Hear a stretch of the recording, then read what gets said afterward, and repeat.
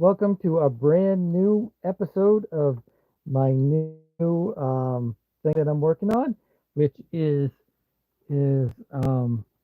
reviewing comics live stream. Basically, is what we're going to call it. Reviewing comics live stream. That's what we're going to call it. I just thought of that right now. So, uh, welcome, and I hope that I eventually get some people to check this out. I haven't. I don't know if I'm going to be able to see everybody. I'm hoping that I can, and so maybe we can have some dialogue about some of these awesome comic books that I'm going to be reviewing. So the first one that we're going to go through is Buck Rogers. I need to kind of get my camera going correctly and everything. So if you would bear with me on some of the technical difficulties I may have at some point. But anyway, we're going to be looking at Buck Rogers in the 25th century Olympiad 2492 from 1981. But before we get into that, I'd like to show you some of my own work. This is Random Access. It's a full-size, full-color comic book. Excuse me. Normally full color, um, but sometimes black and white. And so you can get these at patreon.com/Alexander Turbin, or you can contact me at alexturbin0441 at Yahoo, which is my email, or alexturbin0441 at Instagram. It has the main story by me, and then the rest of the book is by different artists. This one is by as backups by Paul Courtjohn, Jeremy Duncan, and more. So check these out, and I'm always really thankful for your support with my comic book endeavors. So, like I said, this is my first live stream solo. I've done, as you guys know, we've done live streams with me and Joe, and that's really fun. But I just really wanted to kind of try doing it solo and see how that goes. And because a lot of times I can't really see who's in the comment section and if they're leaving any comments or anything like that. So I don't really see anybody in here, then that's perfectly fine. But maybe an audience will grow. We don't know. So Buck Rogers in the 25th century. So I got this originally thinking that it was going to be like a hey, Dr. Solar, Man of the Atom. I didn't really realize I was there. I didn't really realize that it was based on the 70s TV show. I kind of thought it might have been like an original thing, or a little bit maybe based on the comic strip and or comic book from the 30s or 40s or 50s or whatever. But this is directly correlates with the TV show, which I kind of like even more because I'm a huge fan of the TV show, or at least I was when I was a kid, and I haven't watched them in a while. I did start to watch one episode or the first or second episode, but I couldn't really get into it.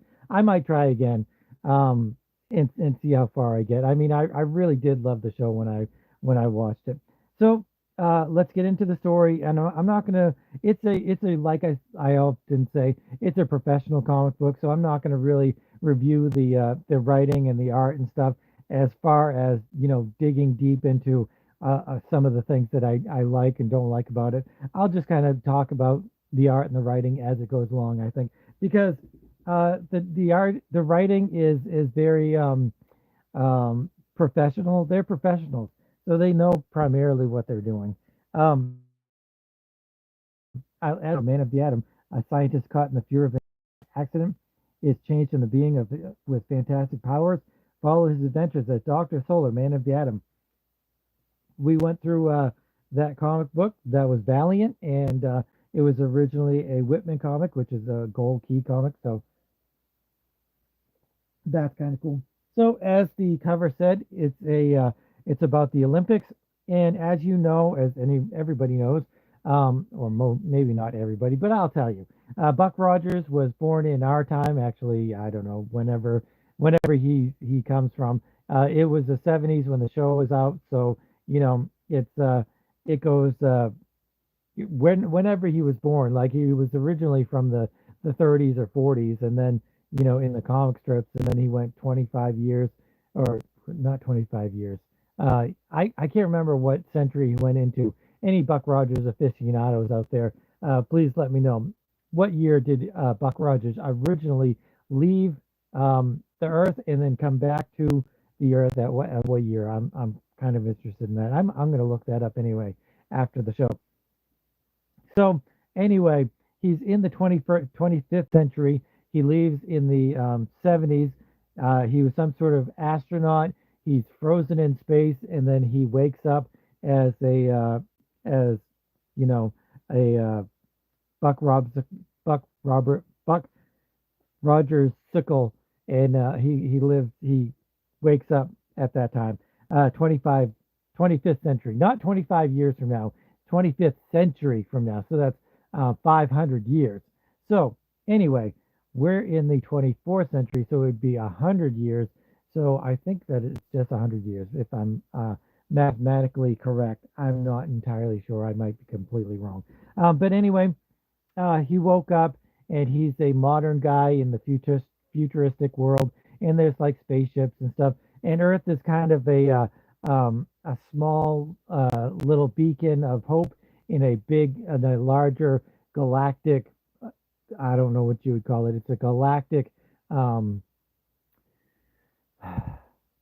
galactic empire, because you have the empire that is trying to the draconian empire, who's trying to get Earth to be subjugated as one of their imperial planets, I guess. So the draconians are tired of being called an evil empire, so they try to soften things up a little bit. So they arrange an Olympics type of thing, and they have Earth as an independent world. They set up this Olympics, and they set up the whole Olympics of where it's supposed to be.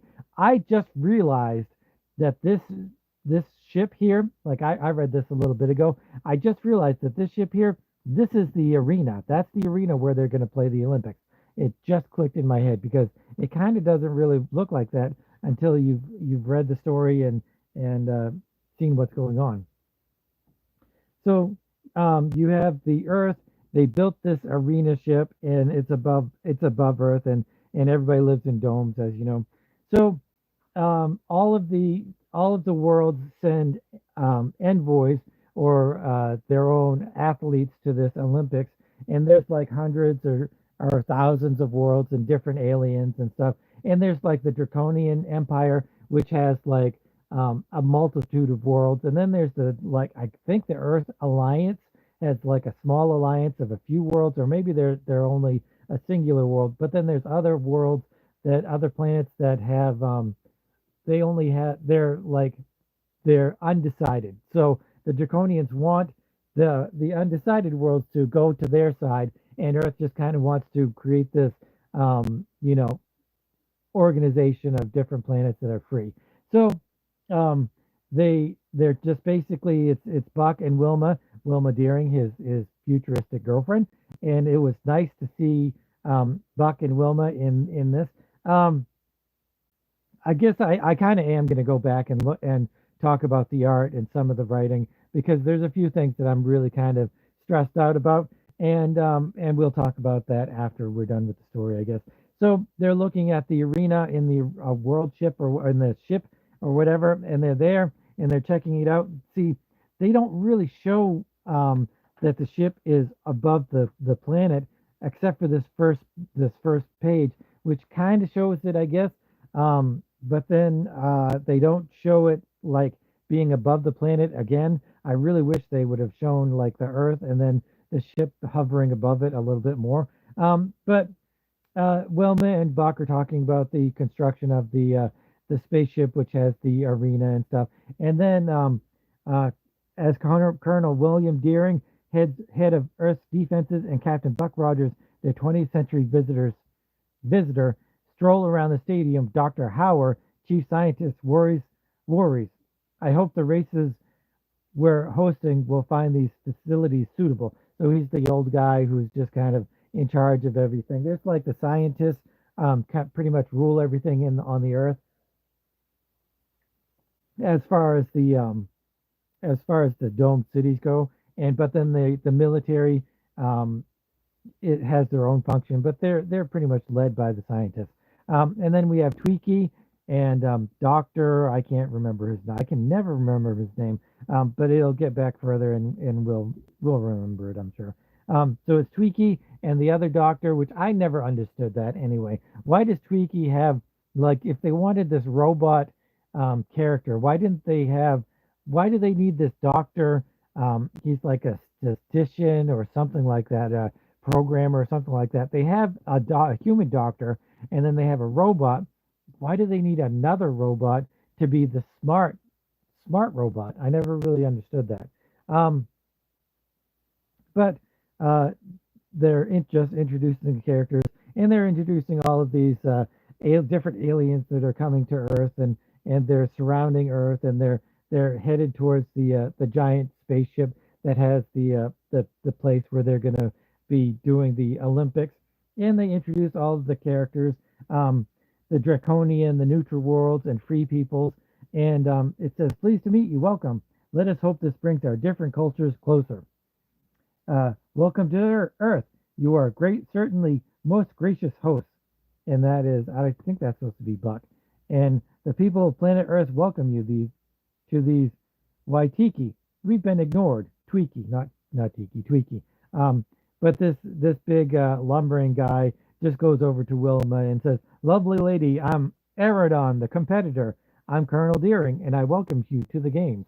So they're all there at the spaceship, and they're going to participate in the Olympics. But before they have the ceremonies and everything, they have a big dinner, and it kind of shows all of the different races and stuff. And it has Buck.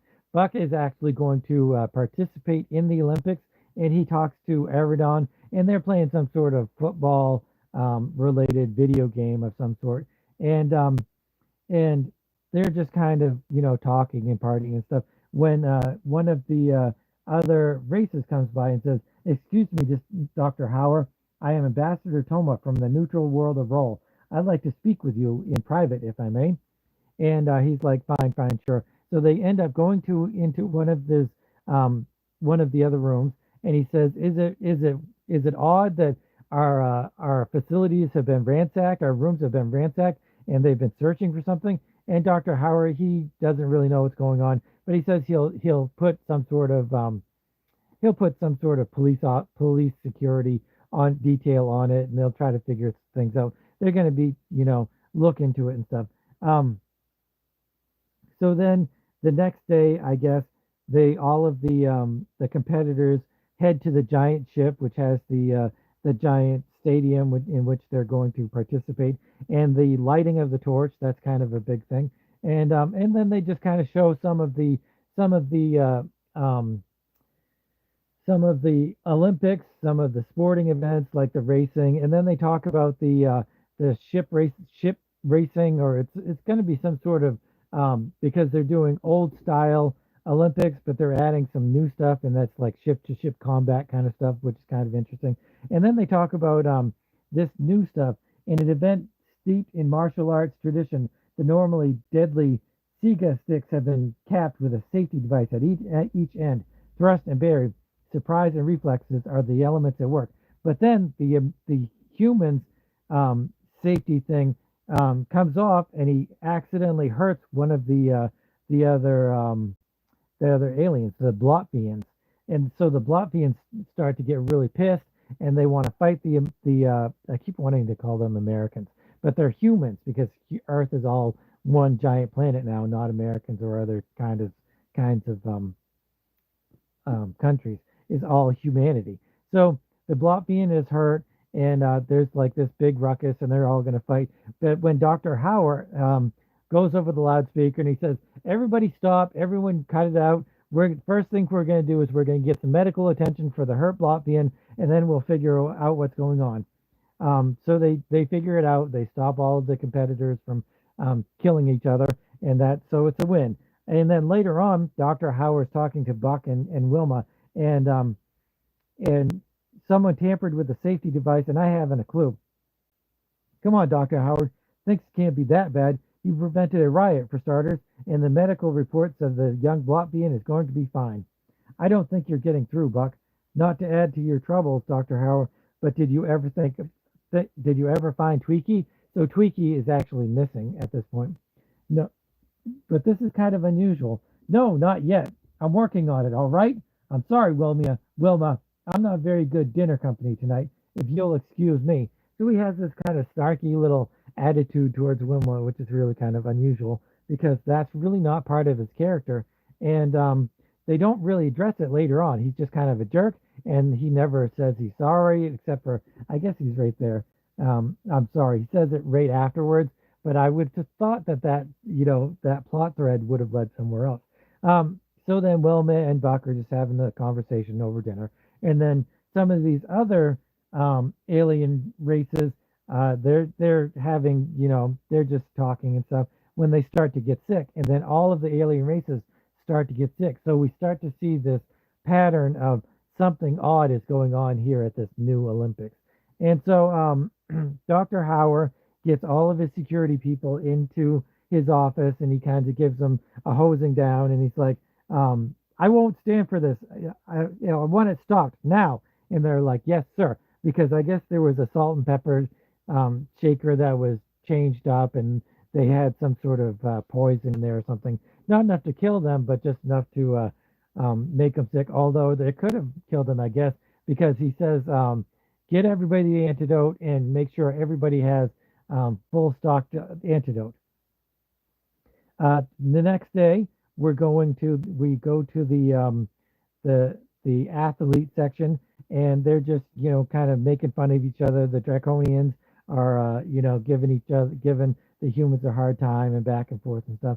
And then this Adar, I think, he and Buck Rogers are 1 and 2 in the long jump. I think it's some sort of pole vaulting. It's like a pole vaulting thing, only instead of a pole, they have like a little rocket, which is kind of cool as the cover. And I haven't really talked about the cover. The cover is really fantastic. It's fully painted, and I really like it. It's not the layout and composition isn't that great. It's not that fantastic, but it's got the circles of the Olympics, which is really cool. And in each of the circles is an athlete, so that really kind of brings it all together. And so it's really kind of interesting the way that's set up. And so Adar, I'm going to have to look at his name because he is in some of the Aridon. He makes a good jump. He goes through, and he jumps, and he does some sort of celebration thing. Buck tries it, only he messes everything up and goes wow wow wow, and he hits the side of the post, and he falls, and he kind of is concussed a little bit. And then Dr. Hauer brings him in, and a short time later in Dr. Hauer's office, Buck, how are you feeling? Yes, we heard about your little mishap. I feel much better, except about slipping into second place. The whole decathlon comes down to the final event because they were 1 and 2 in the decathlon, that Aridon guy. So then uh, they're still trying to find Tweaky, and they're trying to figure out what's going on. So Buck leaves Dr. Howard's office in search of Tweaky, and he ends up going back to his own place, I think, but he's hit on the head, and nobody can find him. So then it's the next morning, the ships begin to arrive for the spaceship section of the Olympics, and Wilma is going to be part of it, I guess, because everybody's in on this whole Olympics thing. And Dr. Hauer decides to go back to Earth. This is where I was confused because I didn't really understand that the giant ship was the arena was a giant ship above Earth. I hadn't really realized that. So he goes back to Earth. He goes into Buck Rogers' headquarters, and he finds Buck knocked out. He wakes him up, and he's like, this is crazy. What's going on? And Buck says, the Derby, there's still a chance that's been sabotaged. Get Tweaky and Dr. Theopolis. That's the smart robot's name, Dr. Theopolis. I never liked Dr. Theopolis. I thought he was kind of a dumb-looking robot and didn't really need him. I would have liked Tweaky to maybe have been a little bit smarter instead of adding another character, which I didn't really think they ever needed. Dr. Theopolis and meet us up at the stadium. So we have all of the ships, and they're prepared to launch. And it says over the loudspeaker that their lasers have been turned to minimum, so that yes, they can fire them, but they won't do any damage to any of the other competitors. And they just kind of go over the rules of the whole Olympic event, pretty much. So they take off, and Wilma's doing pretty good, and they're all doing pretty good. But then Wilma actually shoots and hits one of the Fellini's, what's the name of the race? Phoenix. They're called Phoenix. Phoenix or Phoenixes? I think it's Phoenix. She hits one of the Phoenix with her blasters, but they've been turned all the way up, so she actually destroys one of the Phoenix ships. And she's like, "Oh no, I can't believe that happened. What happened?" So the other Phoenix are pissed off, and they consider this an act of war, and they go and they start attacking Wilma. Dr. Howard won't have any of this. He's like, "This is too much to happen. Even though all of this has been a mistake, I'm going to send the rest of the Earth space fleet to help Wilma." So the Earth space fleet take off from the Earth, the dome that is their city. I guess the dome is the only place on Earth that's really civilization. Like the rest of the outside has like these not zombies, but they're like I don't know, I can't remember what they call them, but they're like these I don't know, mutants. I guess they're mutants, I guess. So then Dr. Theophilus says, "Dr. Howard, unless I'm mistaken, and I'm known for my accuracy, these Phoenix are using standard draconian attack patterns. Buck knew they were causing all our troubles. Now I guess we all know why. Draconian puppets." So as we knew from the very beginning, the Draconians were going to be the real bad guys, because they are the real bad guys. And so they've been found out. So they had like a stealth ships, which made them look like Fennec ships, but they're really not, which is kind of good, because these Fennec ships are kind of dumb looking. And oh, I haven't said who wrote and drew it, but I'll get to that at the end. So they blast off their Fennec. What do they call it? The Fennecs, revealed to be draconian agents, have little need to keep up their pretense. Release cloaking pieces. So these are like cloaking devices, and they make the draconian ships look like Fennecs. And but all of the other ships realize that the draconians are the problem, so they all surround the draconian ships, and they give up. Yes, we were sent by Draco to discredit the Earth and swing neutral ship worlds to our side. We reprogrammed one of your drones to obey us. So we know where Tweaky was. He's called a drone. He's not a robot. He's a drone. And so they reprogrammed Tweaky to do all of this stuff to sabotage the what are they called? I can't remember what they're called. The staffs there, and to mess up the ships and all this stuff. So he's like doing all this sabotage, and then Tweaky, "You naughty drone, Dr. Howard, if I may, I'll begin reprogramming him at once." So that little mystery is taken care of, and they have the medal event, which has Aerodon winning the whole thing, and they show his planet's insignia, which is a bear holding its cub, and then they show Buck Rogers, who came in second, and that is the most hardened of military. That's the Earth. That's the Earth thing. I don't know what it is. It's supposed to be like a dove or something. I'm not entirely sure. As winners and losers alike, think of the next competition and of the long, peaceful journey home. So it's pretty much Buck figured out the saboteurs, and it just kind of resolves itself. So the writing is by B.S. Watson, and the art is by Mike Roy. I guess the art, so he did the penciling, the inking, and the coloring. I'm assuming, I guess. I didn't really think that they did this. Remember, this is a Whitman publication, and I was looking at when they actually stopped publishing comics, and it was 1984. And I kind of realized why they stopped publishing, because I think in the 80s, you you had to transform, like Marvel transformed from the Copper Age of the 70s, where they were all of their comics were done in a certain way, and then in the 80s, things changed with Frank Miller and John Byrne and the X-Men, and everything became a little bit more, maybe not adult oriented, but they were headed that way with Watchmen and Dark Knight Returns and Daredevil and a lot of the other things. So Whitman really, they weren't willing to change, so they just stopped publishing. And also, I think that they were a company that was a little bit more into being a company of producers instead of a company producing art. I don't think they really cared about the artistry of their books or anything like that. It has an editor, doesn't really have an editor. I don't know if they had one sweeping editor. Anybody that knows anything about Whitman and how they did things, please let me know. I'd be really interested in knowing that.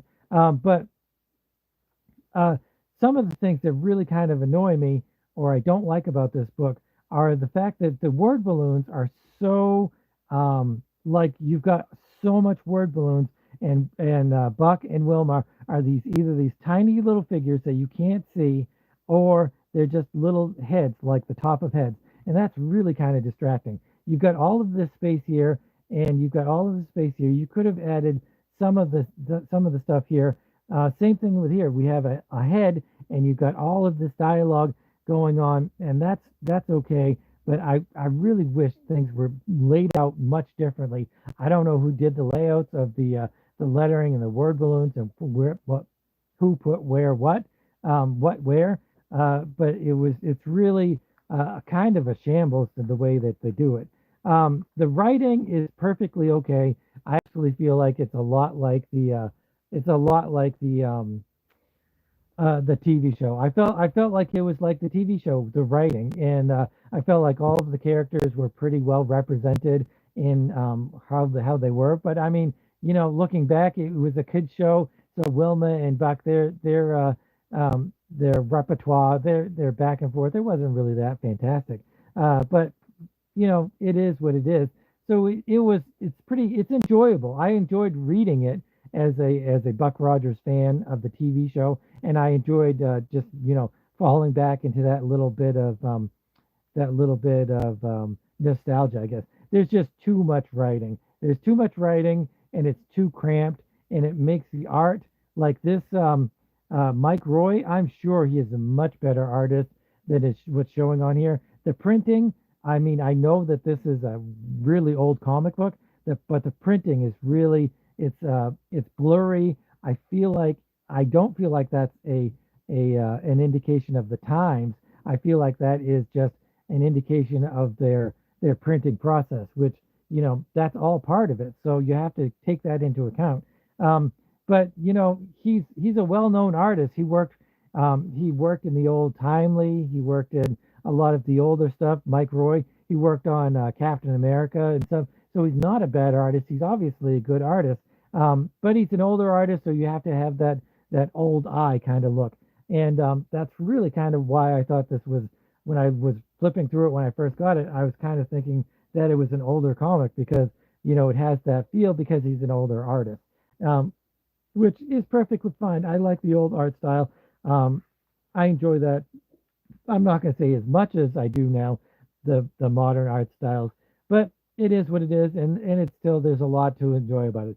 This is the thing that really kills me though, and I don't know if this is the writer or the artist or the editor not saying that it's right, but the way they do this panel layouts is just totally wrong. You've got this panel in the upper left hand corner, and then you don't know whether to go here or here. You go from right to left, right? You go here, here, here, here, here. It doesn't really read like that several times, and there's 4 or 5 pages where there that are exactly like that. Um, Let me see if I can find another one. But maybe I already passed them. But there's several pages that are just like that where I really had to stop, reread things, figure out where I am on the page, and that is a killer. It is a killer being able to figure out what's going on and being immersed in the comic. It's like having to reread a whole page in a book. You just don't want to do that. You want to, you want things to flow and read accordingly. And this just often did not read accordingly, and it's too bad. I'm gonna try to find another page where they do that. And so I don't know. Here we have this, and I thought that this one was okay because even though the word balloons, yes, they leave this panel border, it could have gone even further onto this one, so it could have connected this, and then you've got a little arrow connecting to this, so it is almost like a natural reading progression to go from here like that in this S um, configuration. So I was almost willing to look over it, but then they do it again, and I'm like, what? Why are you doing that?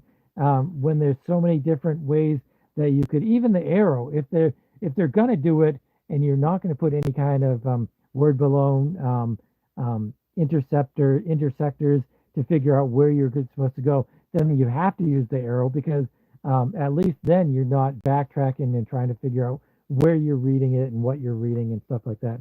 So there was a lot of stuff in here that I liked. Um, but there's a lot of stuff in here, like I said, that I didn't like. I have if all Whitmans were like this, I don't know if I've read any other Whitmans or whether it's just the creative team of B.S. Watson and Mike Roy. I don't know if it's their fault or if they're just because there wasn't an editor or if I don't know I don't understand why that would happen. It is a good comic book. Would I get another one? I would not get another Buck Rogers in the 25th century. I just wouldn't. Maybe if it was in brand new mint condition and I found it in a dollar bin, possibly, but probably not. Probably not gonna find that, and I'm probably not gonna get it even if I do. The covers are nice. All of them are painted, and the cover is really beautiful. And the story I did like because, like I said, I've got that nostalgia of Buck Rogers going for me, and I really enjoyed that. But um, the whole artistry of the comic, I found a little bit let down by that, and so yeah, as you guys know, 7 is my base where if it's not, if I'm not willing to buy it again in the dollar bin, then that starts at a 7, and then goes up accordingly or down accordingly. I'm not going to put this down any further because I did enjoy the writing, and I do know that the artist is good. I don't have any problems with his actual art, even though I think the panel layout is atrocious, and the lettering is hindrance. It's such a hindrance on this writer. It's too bad, and they don't really need that much exposition and narration. I feel like I think they could have done away with a lot of this stuff, and especially the cramping of the panels, and it just would have been a much better read. So I'm not going to give this any lower grade because I did find the writing okay, and I did find the art okay, even having said those few things that I've said. So I'm going to give it a 7. So I'm going to give Buck Rogers in the 25th century, Olympiad 2492 from 1981. And here's another problem I have with the Whitman books. Here's this Robert C. Dill. Is that he's supposed to be like the Stan Lee? He's the publisher. He gets his name on the cover, but the creators don't. That is just an atrocious thing. It should have just been, if it wasn't the cover artist, then it should have been the other two artists in there. But this publisher who thinks he's more important than the artist, then doesn't make any sense. So anyway, thanks for watching. Let me know if you guys like Buck Rogers in the 25th century Whitman books, or the TV show. I'd love to hear you guys talk about the TV show and whether or not you like that. But normally I go over black and white indie comics from the 70s, 80s, 90s, really whenever, but also just anything that kind of tickles my fancy. And if I feel some nostalgia for it, like I did with this Buck Rogers, then I'll go through that too. Or if it's got really great artwork and writing, which a lot of Marvel and DC stuff have, and I just really love them, so I have to go through that stuff too. But really, I love the indie comics. So if you like anything really artistic or and unusual, because a lot of the stuff that I'm reviewing, nobody else is looking at that stuff. So if you're a niche guy like me, or a niche girl like me, or a niche whatever like me, then thanks for watching. And please consider subscribing and hitting the notification bell and all of that cool stuff that you do on YouTube. But even more than that, I love to hear comments from you guys. If you love Buck Rogers as much as I did as a kid, let me know. If you've got this comic book, let me know. Let me know what you think of the Whitman books. Are they as good as DC and Marvel? And it's an atrocity that they went out of publishing. Let me know that too. I would really like to hear about that.